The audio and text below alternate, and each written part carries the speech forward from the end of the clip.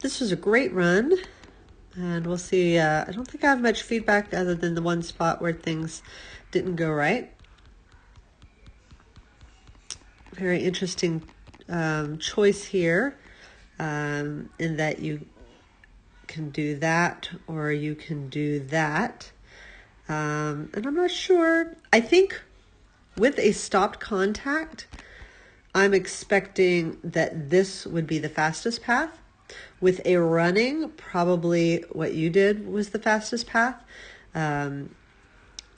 So that's how I would probably evaluate that. But you do a great job there of getting the loop. Nice blind.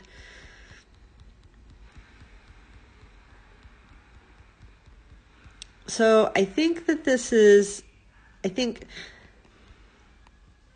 the problem here is just that, I mean, some dogs would go ahead and take this. I think you need to run at the wing. And I think that after your front cross here, you end up running this way. You can see your feet are really going this way.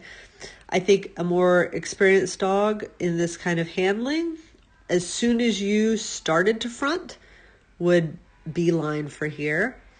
But I think that it is I would say a literal dog that would bypass that.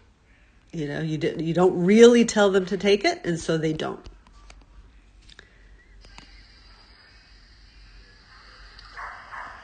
I was just seeing if I could hear any commands.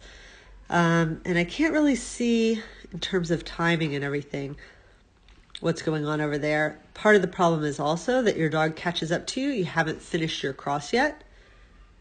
And now your dog starts to pass up and you haven't really had a chance to set the direction. So I think getting through that front cross earlier would also help.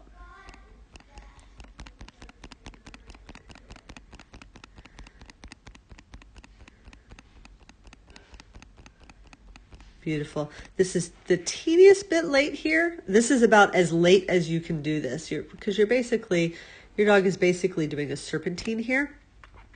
And so ideally you'd be a little bit further ahead so that as your dog took off, they'd really know that they're going in this direction, instead of having this big convergence while they're in the air. That can often bring that bar down. So I would say that that's any later than that and you wouldn't have been successful. That's about as late as it can be.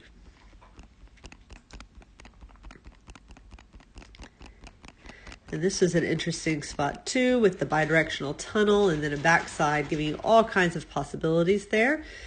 So I like that as an element. A little late here, I think, on the blind.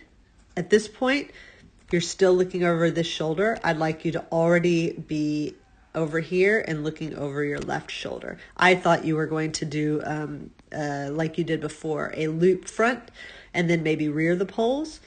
So I think that's a pretty late blind cross there. I think the reason that it works is because you have a large dog.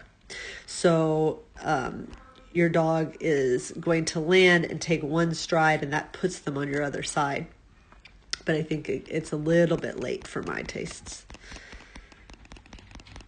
But really nice job on a fun course.